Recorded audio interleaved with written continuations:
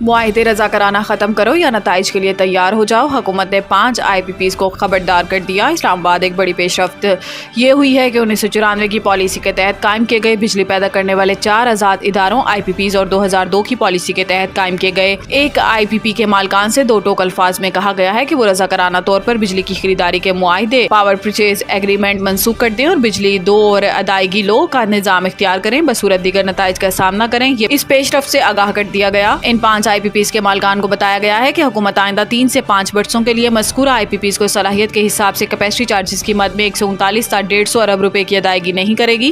ان 5 اداروں کے مالکان سے سختی سے کہا گیا ہے کہ حکومت مذکورہ IPPs کو صلاحیت کی ادائیگی اور ایکویٹی پر واپس کی صورت میں پہلے ہی اضافہ ادائیگیاں کر چکی ہے، جبکہ IPPs کے قرضے بھی چکا دیے گئے ہیں۔ اس حوالے سے ایک IPP کے مالک نے ٹاسک فورس کے اہم عہدیداروں کو جواب دیا ہے کہ اگر حکومت 55 ارب روپے ادا کرے تو وہ نہ صرف معاہدہ ختم کرنے بلکہ پلانٹ حکومت کے سپرد کرنے کو تیار ہیں۔ تاریخ گواہ ہے دونوں ممالک نے ہمیشہ ایک دوسرے پر بھروسہ کیا۔ چینی صدر کا شہباز شریف کو سالگرہ پر خط۔ چینی صدر نے اپنی تہنیتی خط میں لکھا ہے کہ آپ کی سالگرہ پر مبارکباد اور نیک تمناؤں کا اظہار کرتا ہوں۔ آپ کے لیے اچھی صحت اور ہر قدم کامیابی کی تمنا ہے۔ انہوں نے کہا کہ پاکستان اور چین کٹھن اور اچھے وقتوں کے اسٹریٹجک تعاون کے شراکت دار ہیں۔ تاریخ گواہ ہے کہ دونوں ممالک نے ہمیشہ ایک دوسرے پر بھروسہ کیا اور ایک دوسرے کا ساتھ دیا۔ چینی صدر نے خط میں مزید کہا کہ آپ سے مل کر چین پاکستان اسٹریٹجک تعاون بڑھانے، سی پیک پر کام کرنے اور متعدد شعبوں میں تعاون کا خواہاں ہوں۔ وزیر اعظم پاکستان کو لکھے گئے خط میں ان کا کہنا تھا کہ آپ کے ساتھ مل کر چینی اور پاکستانی عوام کے مابین گہرے تعلقات اور مشترکہ مستقبل کے لیے کام کرنے کا خواہاں ہوں۔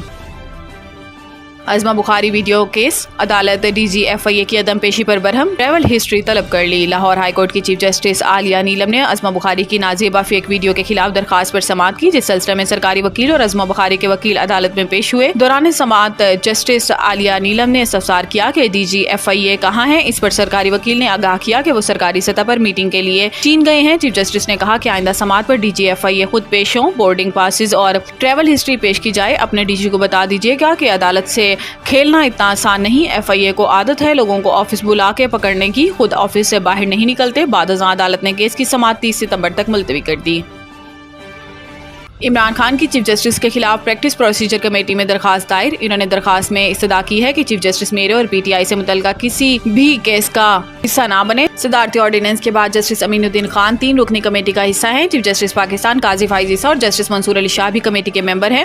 عمران خان کا چیف جسٹس کو خط، PTI کو انصاف دینے کا مطالبہ۔ اجلاس کے ایجنڈے میں آرٹیکل 63A نظرثانی درخواستوں کو سماعت کے لیے مقرر کرنا شامل ہے۔ یاد رہے کہ آرٹیکل 63A کی تشریح کا اکثریتی فیصلہ جسٹس منیب اختر نے تحریر کیا تھا، جس میں کہا گیا تھا کہ پارٹی پالیسی کے خلاف ڈالا گیا ووٹ شمار نہیں ہوگا۔ ایجنڈے میں مبینہ آڈیو لیکس کیس بھی شامل ہے۔ سابق چیف جسٹس عمر عطا بندیال کی سربراہی میں 5 رکنی بینچ نے حکم امتناع دے دیا تھا اور یہ کیس 1 سال سے زائد عرصہ سے زیر التوا ہے۔